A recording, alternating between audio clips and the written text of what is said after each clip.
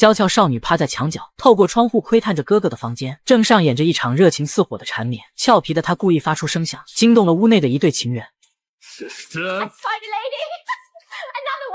哥哥表示偷看是要被惩罚的，吓得妹妹立马逃跑，但她还是敌不过哥哥，被拦腰抱住压在了地上。只是哥哥却不忍心真的惩罚妹妹，两人的距离越来越近，近到可以清楚感受到对方炙热的呼吸。这便是中世纪最著名的骨科兄妹。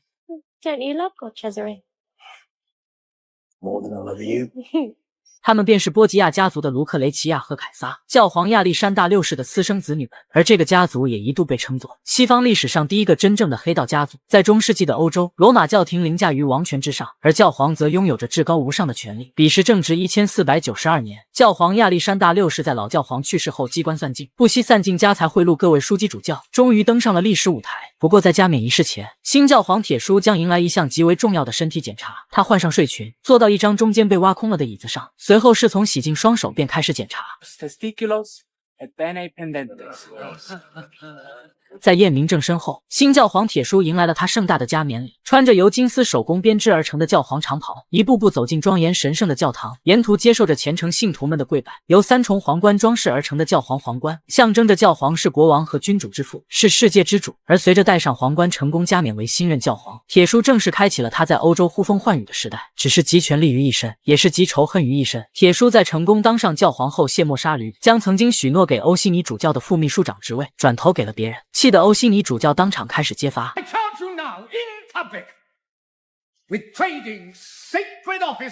但铁叔却笃信对方拿不出证据，下一秒就用自己至高无上的权力让对方闭嘴。欧西尼主教见形势不对，也立马认错服软，上前去亲吻教皇的手背以示尊敬，随后为表歉意，设宴邀请教皇以及其他主教去家中做客。而教皇的儿子凯撒却敏锐地察觉出这是一场鸿门宴，于是在终于借机离场来到厨房，果然发现一名刺客正准备下毒。随后凯撒便用他的3寸不烂之舌，成功将刺客策反，让原本应该出现在教皇酒杯中的毒药神不知鬼不觉地到了欧西尼主教自己的口中，当场毒发身亡。凯撒也趁乱带着父亲离开。得知所有家人都可能遭遇危险，凯撒立马来到妹妹的门前，却只见到刚刚哄完妹妹睡下的母亲。 You miss her that much? Always. If anything happened to her, I'd die.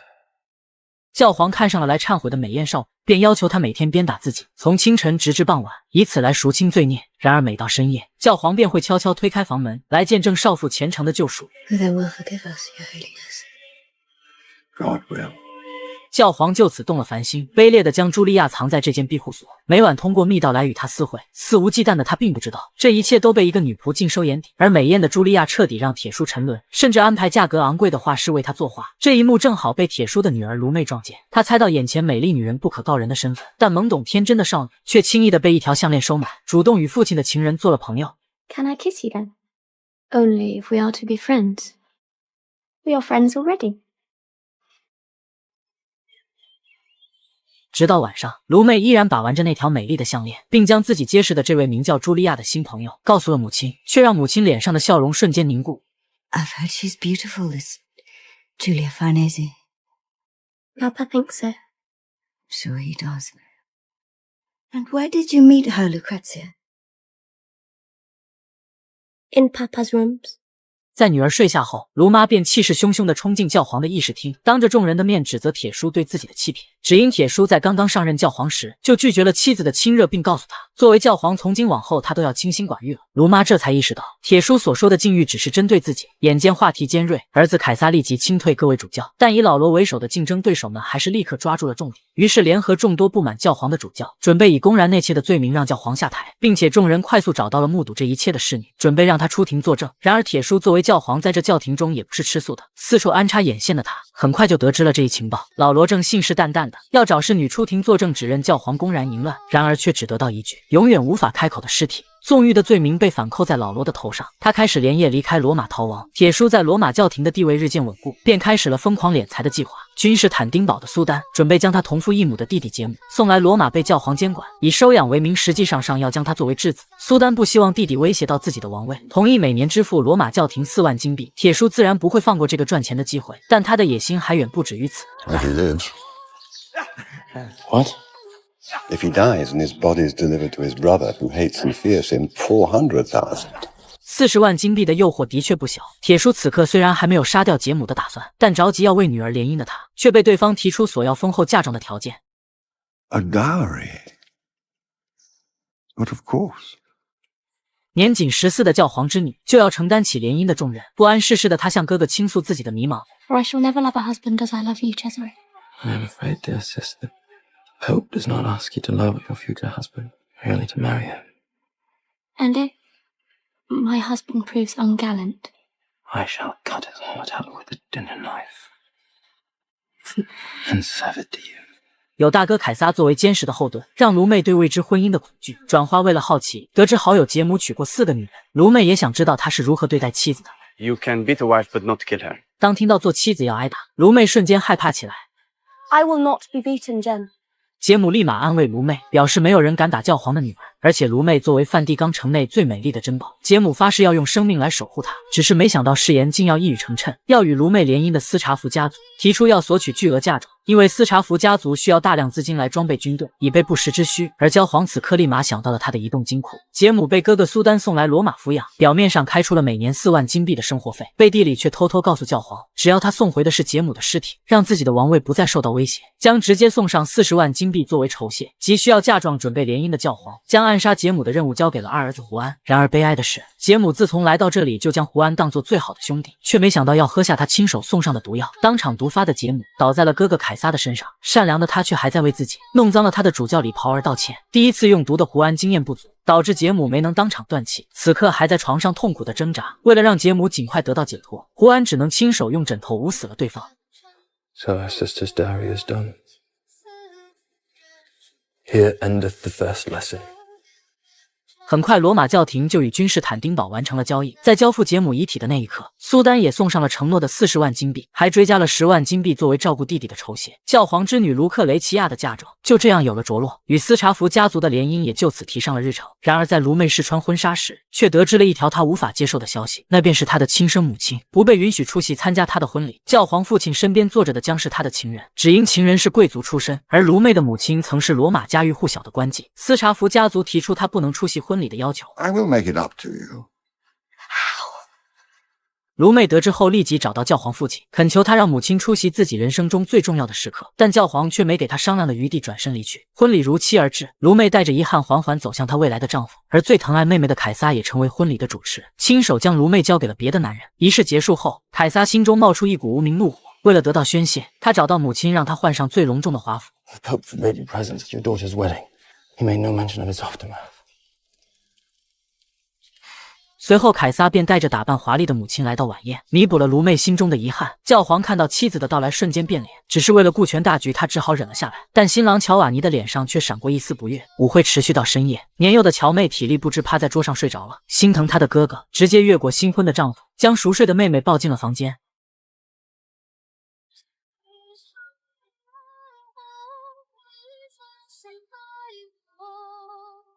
14岁少女嫁给了粗鲁的大叔，懵懂的她忐忑期待着新婚夜的到来，憧憬着丈夫的双手是否会像自己的这般柔软。侍女却一脸惊恐地告诉她，大人的手又硬又结实。 When he beat me. Hard.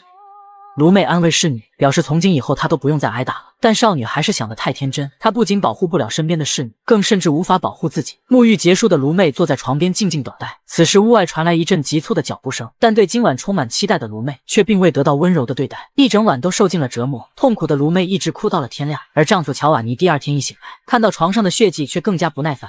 Virgin, you must be unique in your family. 从此之后的每个夜晚，丈夫孜孜不倦地履行婚姻义务，却也成了卢妹最大的煎熬。因为一晚的折磨过后，她便会浑身布满伤痕。卢妹不明白为什么婚姻是这般模样，唯一能够得以喘息的，便是丈夫白天出去打猎的时间。这天，卢妹在闲逛时结识了一名叫保罗的马夫。卢妹意外地发现保罗的双手很柔软。 Will they be hard someday? I know not, my lady.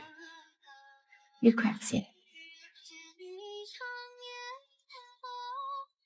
指尖慢慢滑落到十指相扣，两人之间的气氛渐渐变得微妙起来。之后的日子里，马夫保罗与侍女每晚在房间外听着卢妹的惨叫，心疼不已。到了白天，保罗便会牵着马带着卢妹去森林里散心，希望能扫除她夜晚的阴霾。保罗不理解，卢妹贵为教皇之女，如此美丽高贵，为何却要被大人的如此虐待？卢妹的遭遇让保罗非常心疼，也激发了他心底的保护欲。不久之后，乔瓦尼大人就在打猎时摔下了马，导致右腿骨折，只因保罗前夜在马鞍上偷偷做了马脚。看到这一幕的卢妹险些没忍住笑了出来。此后摔断腿的乔瓦尼不仅白天不能外出打猎，晚上更没有能力去折磨卢妹，而这样的状况还要维持几个月的时间。聪明的卢妹也装得贴心懂事，服侍在侧，不禁让之前粗暴对待她的丈夫生出了愧疚之心，表示要原谅卢妹。来自于一个不堪的家族，她的高贵是源自于灵魂的。极具家族荣耀感的卢妹也不得不咽下心中的怒火。 I must accept your forgiveness then, my lord, for the accident of my Borgia blood. 恶心的伪装结束，卢妹终于可以迎来短暂的自由，和保罗在静谧的森林中约会。她看着池水中保罗的倒影，情不自禁地吻了上去。It is impossible To fall in love with a reflection. to kiss him. And I thought I would never know sweetness. 马夫深夜在侍女的掩护下，偷偷溜进了夫人的房间，而夫人也已经做好准备，等待他的到来。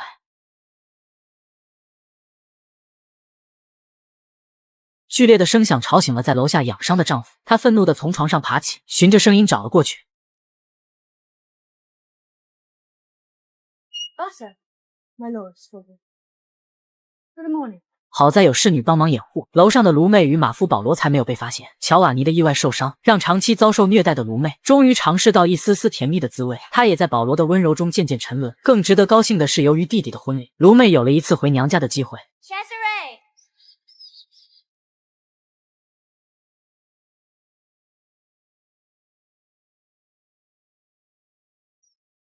时隔数月再次相见，哥哥凯撒立马飞奔到他最疼爱的卢妹面前，两人一见面就有聊不完的话题。凯撒急切的想要知道妹妹婚后过得怎么样，但卢妹却害怕哥哥担心，将那些心酸的经历都埋葬在心里，避重就轻的表示过得还不错。 I need details. You will not have them. 年仅10岁的弟弟的婚礼很快到来，而新娘却是位成熟美丽的女子。卢妹一眼便对这个弟媳没了好感，只因在婚礼当场，她便大胆的和主持婚礼的二哥眉来眼去。而他们不知道的是，早在二哥胡安去沟通联姻事宜时，就与准弟媳发生了不可说的关系。而两人在新婚之夜却是更加过分，直接在婚房之外的走廊短暂约会。胡安还道貌岸然的叮嘱弟媳，让她对弟弟也要像对自己这样好。 Now, my husband, are you ready?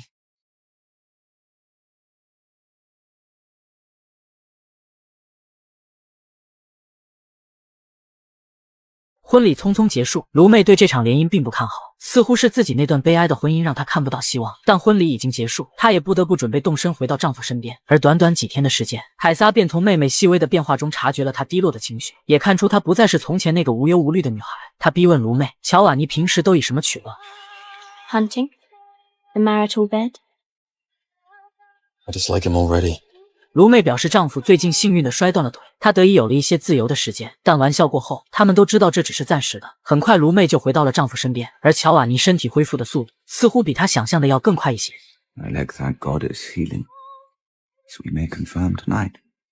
Tonight? Tonight. I've slept alone too long.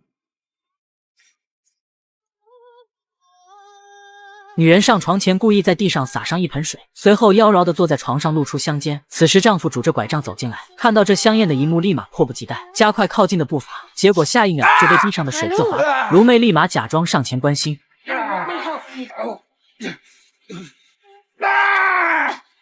结果弱小的她根本扶不起大块头的丈夫，还导致她的伤势更加严重了。卢妹的计划彻底成功，本以为往后的日子都可以得到解脱，结果娘家波吉亚家族却在此时传来噩耗。丈夫乔瓦尼告诉卢妹，法国军队此时正朝着罗马前去。 You know enough surely to know that your father's days may be numbered.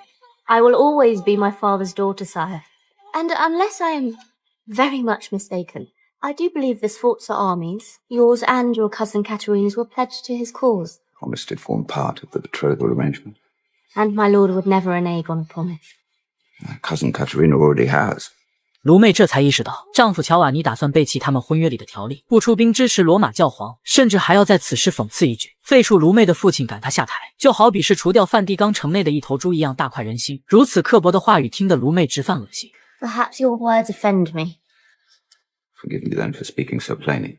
乔瓦尼也没有拐弯抹角，他表示佛罗伦萨一旦任由法军通过，内斯福查家的军队就会和法军站在一起。面对丈夫的背叛，卢妹险些站不稳，最终还是在侍女的搀扶下回了房间。此时远在罗马的教皇父亲也正处于一个焦头烂额的状态，他急切的想要知道女婿乔瓦尼的态度与行动，于是便派出情人茱莉亚去了解情况。而投靠了法王的枢机主教老罗，此时也来到佛罗伦萨谈判。大王开出了一系列可以避免战争的离谱条款，首先要允许法军通过，以及25000士兵在佛罗伦萨驻扎，其次要赔付40万枚金币，最后还要求美第奇家族、帕奇家族、吉伯提家族提供人质以示交好。懦弱的佛罗伦萨国王统统选择了妥协，最终亲自将法王迎进了城门。另一边，茱莉亚也终于到达了乔瓦尼的城堡，然而对方想要毁约的态度已经昭然若揭。茱莉亚明白已经没有谈下去的必要了，只好去寻找卢妹。而卢妹自从上次不适之后，就一直体力不济，卧床不起，一到早上还会恶心呕吐不止。她严重怀疑自己是得了沼泽热。当听到这些的茱莉亚心中却有了另一个答案。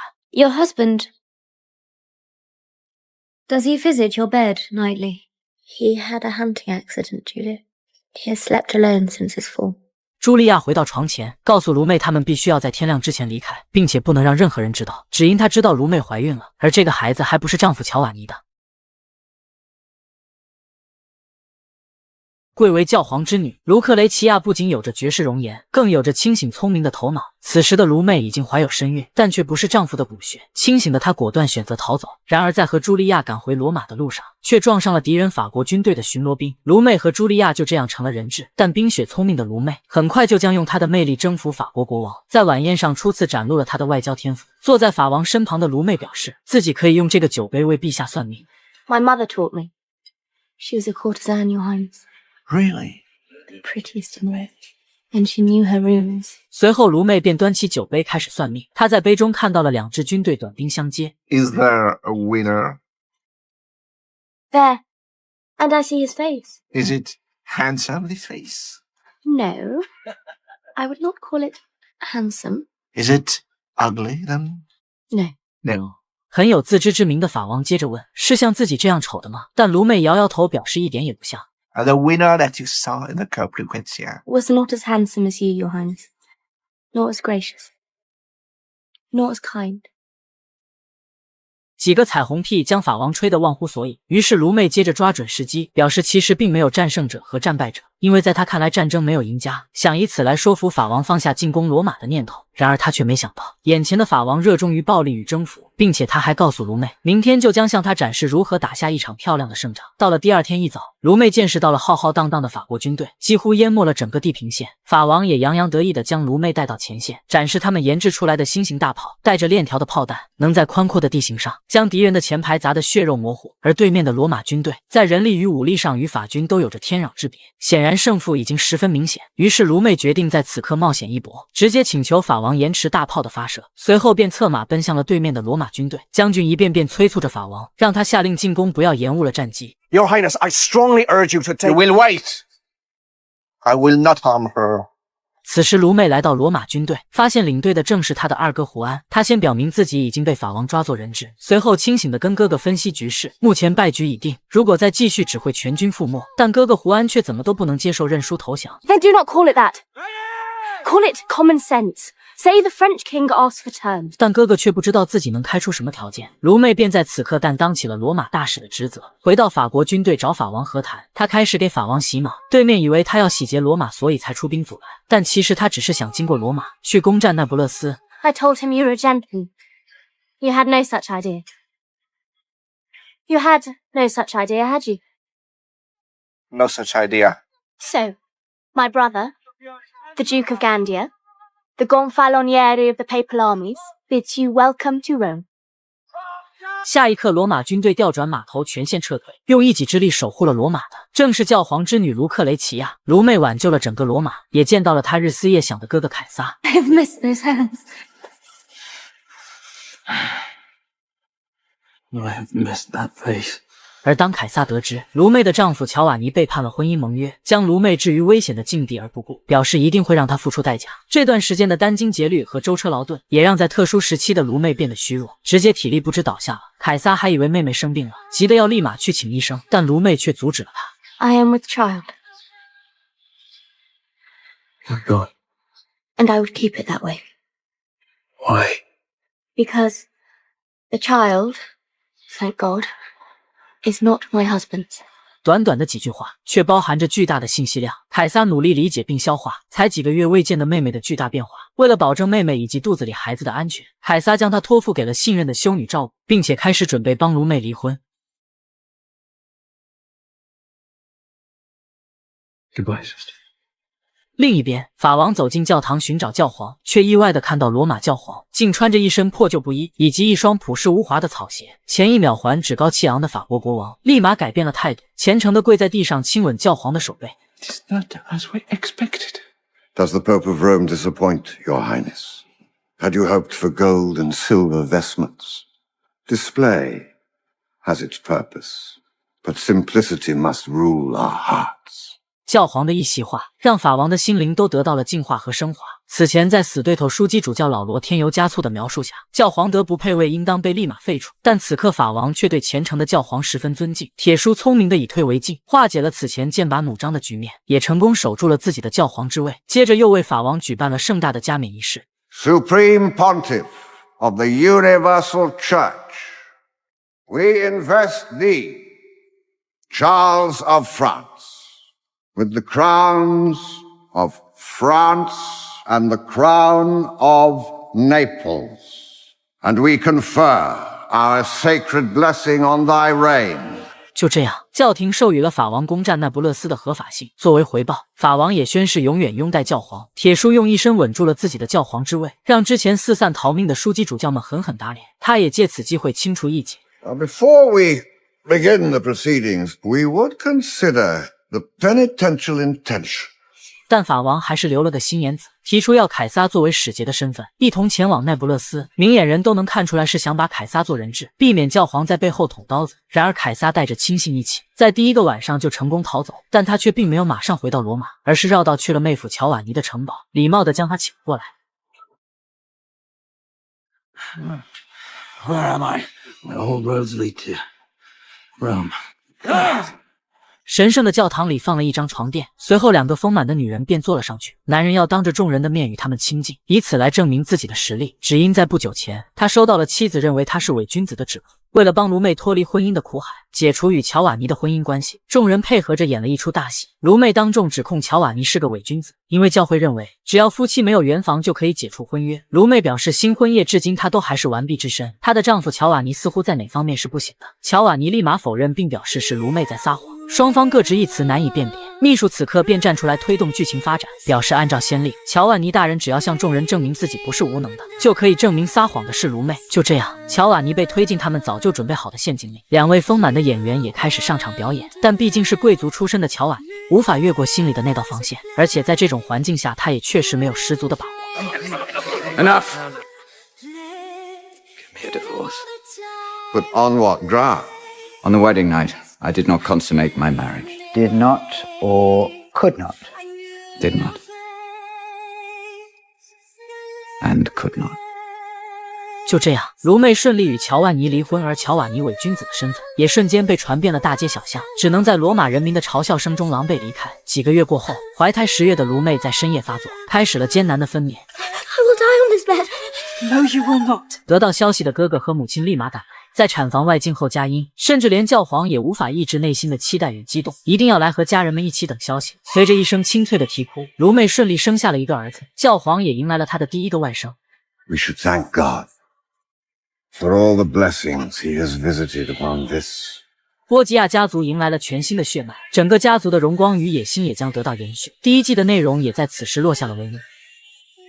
庄严神圣的教皇最大的爱好便是给美女洗澡，然而当他正在兴头上时，侍从过来通报 And forgive me, Holy Father, she is here. 快步赶来的正是教皇的情人茱莉亚。教皇立马变脸，让浴缸里的美女赶快离开，随后便自己坐进浴缸中，假装无事发生。Julia, amazing. We have made it.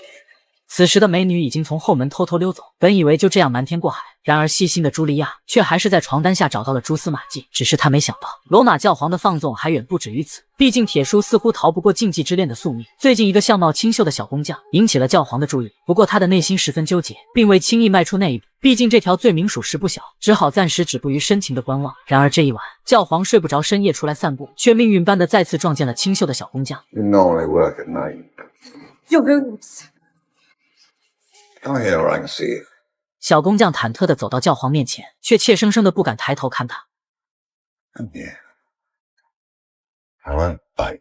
在教皇的一步步诱导下，青涩的小工匠来到了他的面前，任由摆。终于，他缓缓靠近，触摸对方后，才意外发现藏在帽子下的竟是一头金色长发。Forgive me. Why would one hide such beauty? 小工匠女扮男装是为了成为学徒，但得知了真相的教皇却是收获了意外的惊喜。只是情人茱莉亚也将这一幕尽收眼底，她害怕自己的地位会受到威胁，毕竟即使她再艳美绝伦，也敌不过更年轻的身体。于是茱莉亚便向另一个女人寻求经验，那便是教皇的原配夫人。当年她自己也是仗着年轻貌美，从原配夫人的手中夺走了教皇的心。You must hate me. No. And if you would take my advice, don't do as I did. Rage, remonstrate, play the wounded wife. 原配夫人用自己失败的经验提醒茱莉亚，表示作为教皇身边的女人，就必须要能够容忍他的花心，但却也不能完全坐以待毙。 Let him look both ways. But be sure one of those gazes falls on you. 聪明的茱莉亚立马理解了其中深意，随后便在蒙面舞会上找到女扮男装的小工匠，将她带去僻静的角落，摘下了她的假发。You are now Aphrodite, lover of Hermes. 看到这一幕的教皇，属实是有些惊喜和意外，随后便愉快地加入了他们。第二天一早醒来，教皇又必须为这荒唐的一晚找到一个合适的借口。Is it by our invitation or by yours? Our memory is... I'm afraid it was I, Your Holiness. 就这样，茱莉亚不仅牢牢守住了自己的地位，还会时常帮教皇安排刺激的小游戏，哄得教皇开心了，便将监察和管理教廷账册的重任交给了他。茱莉亚用她的手段，成为了教皇身边最无可替代的女人。Who is my dear sister tonight? I am Echo. I may not be Narcissus, but may I dance with Echo? 妹妹卢克雷奇亚终于摆脱婚姻，恢复单身，哥哥也终于能够日日与她在一起。只是卢妹的心中始终还记挂着她孩子的父亲。心生醋意的哥哥一遍遍地向卢妹问起孩子的生父。 I grew Paolo, but I called him Narcissus, so divine is his face. Should I envy him then? 然而卢妹不知道的是，他日思夜想的情郎保罗，此刻已经跋山涉水，独自来到了罗马城。但他却不知道卢妹身处何地。他对卢妹的了解也仅限于她的身份和名字。而此时，一个好心的姐姐却告诉保罗，或许她能帮他找到卢克雷奇亚。于是保罗便跟随着姐姐的步伐，却来到了一条肮脏混乱的小巷。楼上的姐姐纷纷朝他招手，表示只要给钱，他们都可以是卢克雷奇亚。但保罗表示，他要找的卢克雷奇亚姓波吉亚。 Lucrezia Borgia! Oh, she costs more than a shilling. 保罗这才意识到这里是什么地方，赶紧转身离开。无依无靠的他只能开始毫无头绪的寻找，但上天似乎是眷顾虔诚的信徒。幸运的保罗真的在这天看到了他日思夜想的身影。这天是圣阿加莎节，卢妹来到喷泉前，扔下一颗硬币为他的儿子祈祷。然而当他再度睁眼时，泉水竟倒映出爱人保罗的身影。但还不等卢妹反应过来，保罗就被二哥胡安一把按进水里，指责他一个乡巴佬竟敢来骚扰教皇之女，说着就要一刀杀了保罗。卢妹立马阻止。 You know this coming up. I do not.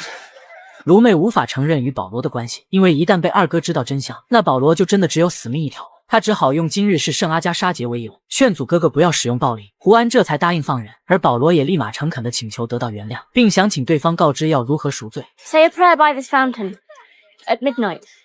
聪明的保罗瞬间明白，卢妹是在约他午夜在此地相见。到了午夜时分，两人终于能够无所顾忌地奔向彼此，倾诉着无尽的思念。但卢妹甚至保罗身在罗马有多危险，即使万般不舍，为了保全性命，也只能让保罗离开。而保罗却想在离开前看一眼他们的儿子。不忍拒绝的卢妹答应会为他安排见面。然而此刻在角落里，二哥胡安却愤怒地看着这一切。卢妹回去后，立马找到最疼爱的他的大哥凯撒，请求他帮忙安排一个房间。 Child, You loved him, sis. I did. Perhaps I do. 宠妹狂魔凯撒醋意大法，但还是选择帮妹妹实现心愿。在凯撒的掩护下，一家三口终于在母亲家得以短暂团聚。可正当他们享受着难得的相聚时光时，二哥胡安也悄悄地回到母亲家。度过了甜蜜一晚后，保罗不得不在天刚擦亮时就离开。All right. You know I cannot read. Well, you must learn then. 卢妹含泪目送着保罗离开，却没想到这竟是永别。刚刚离开庄园，保罗就被人掳走，被吊死在街头。而得知了消息的卢妹不顾一切冲了过去。Don't look. Let me pluck my eyes out.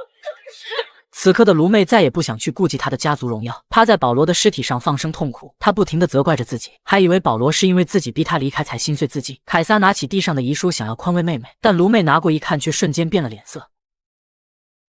女人故意将蜡烛放在麻绳下，而麻绳连接着吊灯，吊灯的下方正对着正在做运动的哥哥。她要利用蜡烛烧断麻绳，让吊灯掉落，扎死自己的亲哥哥。住在楼下的卢妹刚刚把孩子哄睡着，就听见二哥胡安在楼上寻欢作乐的声音。她气愤地上楼请他们小声一点，并且此刻卢妹的心中还隐藏着一份更深的仇恨。她希望听到胡安的忏悔，但胡安却假装根本听不懂的样子。卢妹也不再废话，放下蜡烛，回到楼下静候佳音。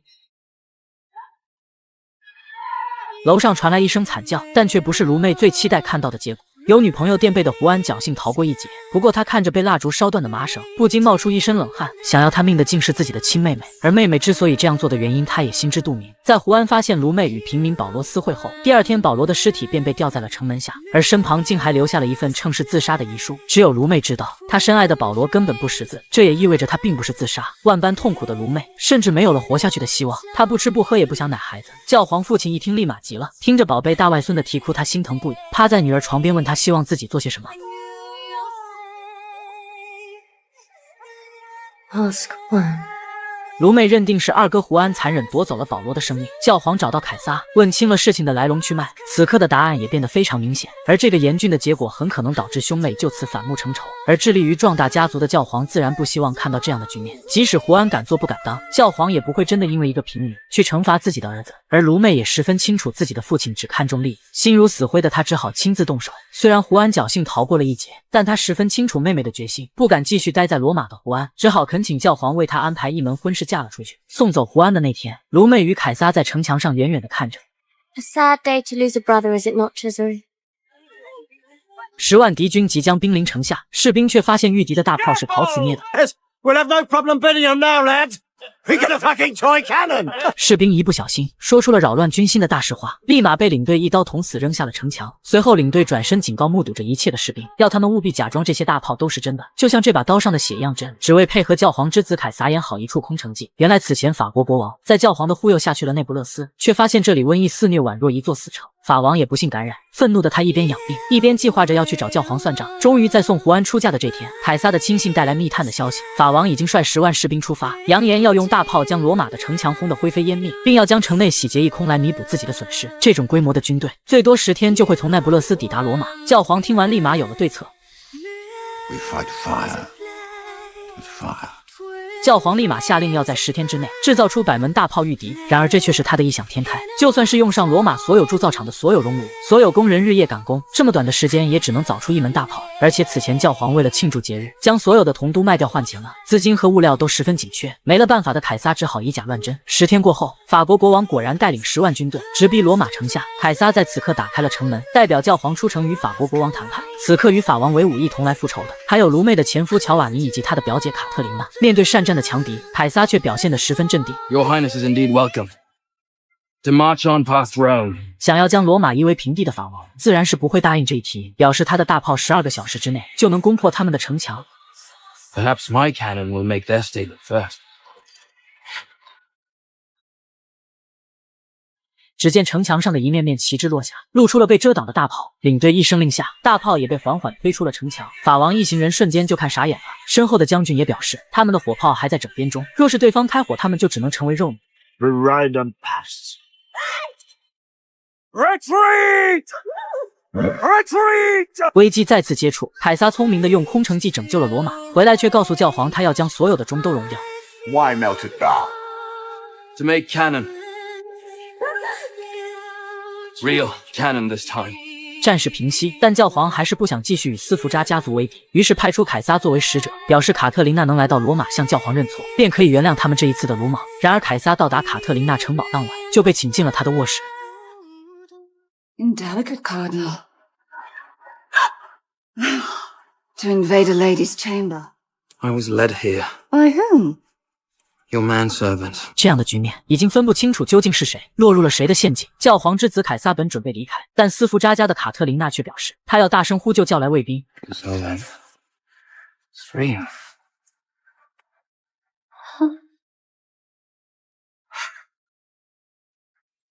剑拔弩张的两人随后便开始了一场别开生面的战争，直到第二天晚上，凯撒才想起此次前来的目的是要将卡特琳娜带到罗马教皇面前去请罪。然而卡特琳娜依然没有做出正面回答，表示明天早餐时会给他答案。 Now, let me show you to your rooms. 而到了第二天，卡特琳娜就翻脸不认人，斯福查家的表姐弟都拒绝去罗马向教皇请罪。深觉被戏弄了的凯撒，此刻只好杀了妹妹的前夫乔瓦尼撒气，只因他还记得曾经对妹妹的承诺。 I promised you a heart, sister. His. Your own. I promised you the heart of Giovanni Sforza. 凯撒将剜心的刀子送给了卢妹，也算是替妹妹报了仇。只是他的这次谋杀，却彻底勾起了波吉亚家与斯福扎家之间的战争。内心被仇恨淹没的凯撒，向教皇父亲申请让他掌控军队，他要亲手用铁链把卡特琳娜拖回来，而且披甲从戎也一直都是凯撒的梦想。但教皇却根本不在意他的请求，执意要将军队交给二儿子胡安。此时已经将他从西班牙召回，他也相信胡安已经改邪归正，而凯撒则要继续做他的红衣主教，去佛罗伦萨清扫异教徒。很快，嫁去西班牙的胡安回到了娘家，最懂如何讨好教皇父亲的胡安，献上了他从远方带回来的特产雪茄。What is it called? Smoking.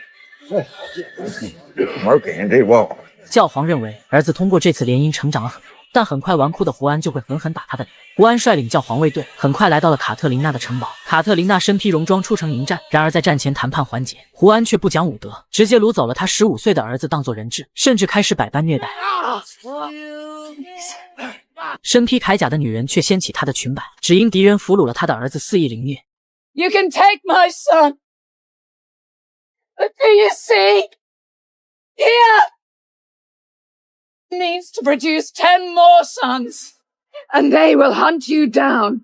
面对敌人胡安不讲武德、虐待15岁俘虏的行为，卡特琳娜做出了不卑不亢的回击。备受羞辱的胡安颜面扫地，正准备下令攻城，而此时对方的援军已经赶到，他们很快就被包围吊打。懦弱的胡安立马逃命，逃跑前下的最后一条命令便是杀掉俘虏，他不能让这里的真相传出去。随后来到教皇父亲面前，开始了他的表演。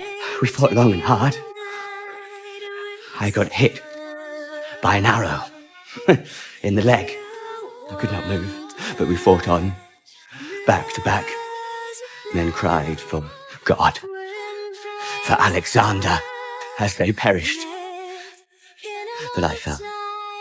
胡安打出了感情牌，博取了教皇的信任和同情，随后又卑劣地把锅甩给了凯撒，表示援军是从佛罗伦萨过来的，而凯撒就在佛罗伦萨，却不将消息告诉他，这才导致教皇卫队死伤惨重。殊不知此刻的凯撒已经见到了卡特琳娜的儿子，原本要被胡安下令吊死的孩子，却被士兵救了下来。 This boy saw what happened at the siege. He witnessed your brother run like a coward. So why did you save him? I fight the men, not the boys. 随后，凯撒便从男孩口中得知了战场上的全部真相。教皇也召回了2个儿子，开始复盘这次战事。他先问胡安是否真的尽力了，胡安立马露出大腿上的伤疤卖惨，让教皇不忍心再追问。随后，胡安就开始质问凯撒为何不告知他佛罗伦萨援军的消息。凯撒表示他才不是这种虚伪小人，随后轻声用一句话让弟弟闭嘴。 10 more sons. 为了不让教皇被胡安的一面之词蒙蔽，深夜，凯撒又悄悄将卡特琳娜的儿子送到了教皇面前。 I'm here to tell you what truly happened. 听完男孩的阐述，教皇彻夜未眠守在胡安的屋外，却在清晨才等回了彻夜鬼混的胡安。他似乎意识到二子胡安依然没有丝毫长进，决定找人代替他来掌管教皇卫队。而胡安听到要夺走自己的军权，立马开始1哭2闹3上吊。 If you take my honor, you must take my life. Mine to give, yours to take. 被教皇宠坏的胡安总是能找到拿捏父亲的办法。教皇收回了刚刚的话，并且决定将这件事彻底掩盖下来。随后安排凯撒亲自护送卡特琳娜的儿子回去，并赠予了他一支象征着和平的橄榄枝。回去的路上，他们都知道这支橄榄枝恐怕很难带来他们期望的和平。但当亲信提出要了结了男孩的生命时，还是被凯撒否决了。 Don't come back and bite. What was it the Spaniard said? I fight men, not boys. 而此后的胡安也变得愈发放纵，糜烂的生活让他染上了疾病，而为了缓解治疗的疼痛，他又染上了大烟，脾气暴躁，见人就怼，甚至连亲生母亲也要被他一阵奚落，嘲笑他只是被教皇抛弃的旧情人。胡安就这样树敌无数，很快也将为此付出惨痛的代价。最美的教皇之女卢克雷奇亚一生一共经历了3次联姻，每当教皇需要谋取利益，便会派出女儿政治联姻，甚至不管她还有一个嗷嗷待哺的婴儿。对此，卢妹觉得自己没有丝毫尊严和自由。I am to lie on my back and wait to be ravaged by beasts of your choosing. This language. 但不管卢妹如何反抗，都无济于事。专制的教皇依然将她的相亲提上日程。对此，卢妹只好用她自己的方式来反抗。What do you think? The man or the dog? That's no to the Doge's nephew. And yes to the dog. 面对任性的女儿，教皇也没了办法，只好无奈地示意下一个。第2轮的相亲对象来自一个富有的家族，然而卢妹第一眼就越过了相亲对象，与相亲对象的弟弟对上了眼。打听到弟弟每天都会去花园里画画后，卢妹立马拿起画板去假装偶遇，两人聊起诗词歌赋绘画，灵魂的碰撞瞬间拉近了彼此的距离。同样对卢妹一见钟情的弟弟忍不住问她 Will you marry my brother? Would he make a worthy husband? He is an honourable man, so yes, sir. I think he'll make a worthy husband. For me. 由于内心的情感，弟弟自然不想卢妹嫁给自己的哥哥。而在确认了弟弟的眼神后，卢妹也开始缓缓靠近。一吻过后，卢妹确定自己再次找到了爱情，但唯利是图的教皇父亲绝对不可能把她嫁给没有继承权也没有身份地位的次子。于是经验丰富的母亲开始开导她，告诉她身为教皇之女，她其实可以同时拥有这对兄弟。It is a game of love and lust and marriage. 母亲告诉她，这个游戏的关键是她可以嫁给一个的同时拥有另一面，甚至过一阵子厌倦了，她还可以再去找新的，只要她答应这场联姻。母亲的提醒的确打开了卢妹的思路，于是便偷偷邀请弟弟共赴一场深夜的约会。然而在第2天一早，当众答应了哥哥的求婚，这无疑让昨晚还在与他缠绵的弟弟摸不着头脑。但弟弟主打的就是一个真诚，他将自己与卢妹的感情一五一十地告诉了哥哥。然而第2天一早，哥哥便向教皇提出了一个无理的请求 I cannot marry your daughter. Why?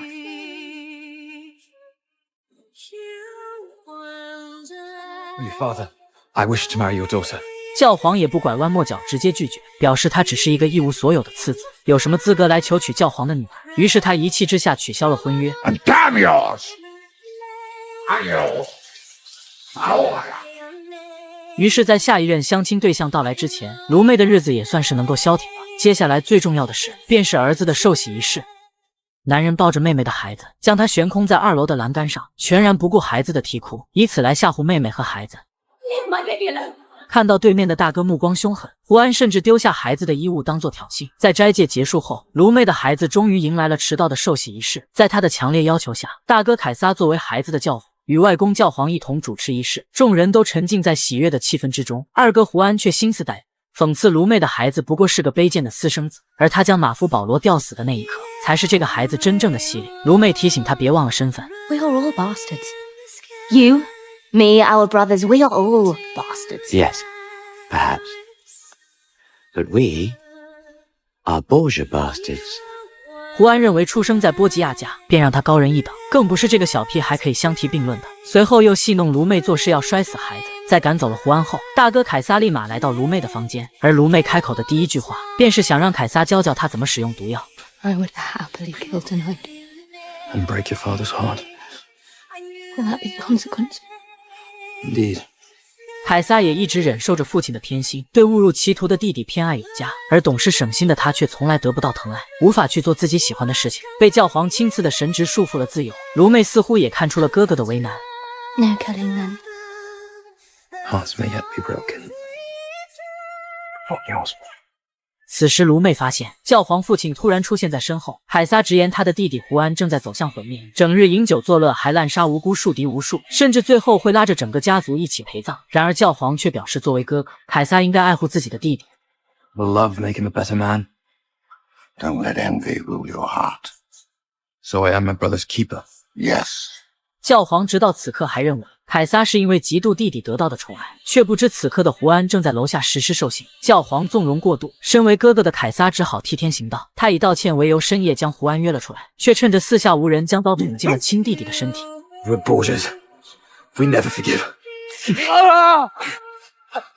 确认胡安已经死透后，凯撒与亲信一起将他推入了身后的河中。几日没有了胡安的消息，教皇也不知道他到底去了哪里鬼混。但好在女儿此时给了他一个好消息：第3位相亲者阿尔方索王子已经到达罗马，而卢妹竟与他一见钟情。第2次见面时就直接答应了求婚。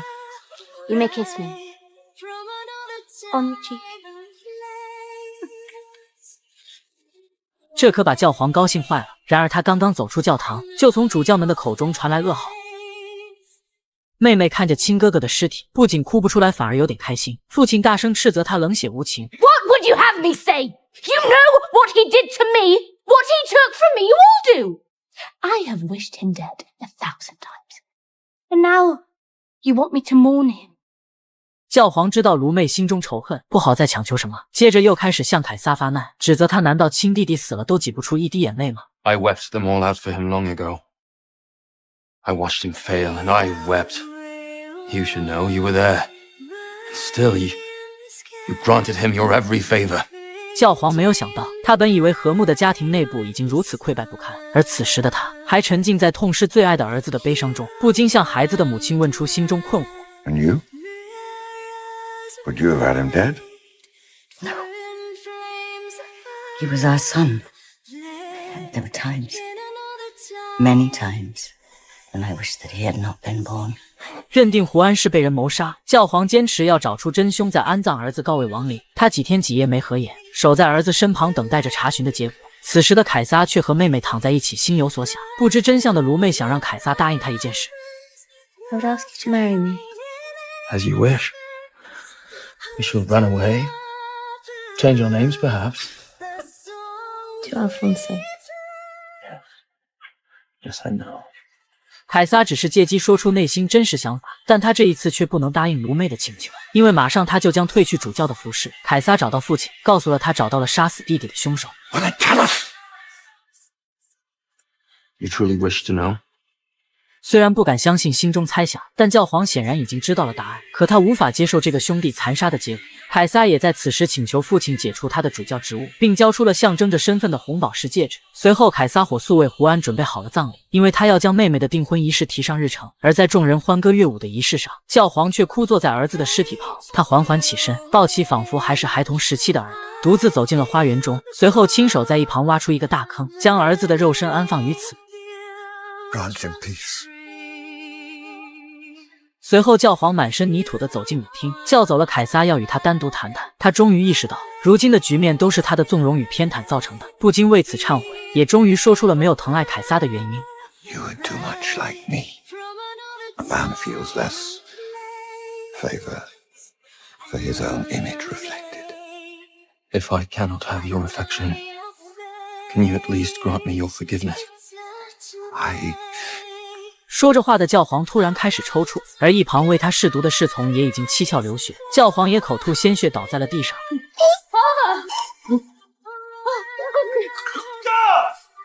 波吉亚家族第2季在此处结束，下毒之人究竟是谁？教皇的生命又是否会在此结束？我们一同期待下一季的剧情。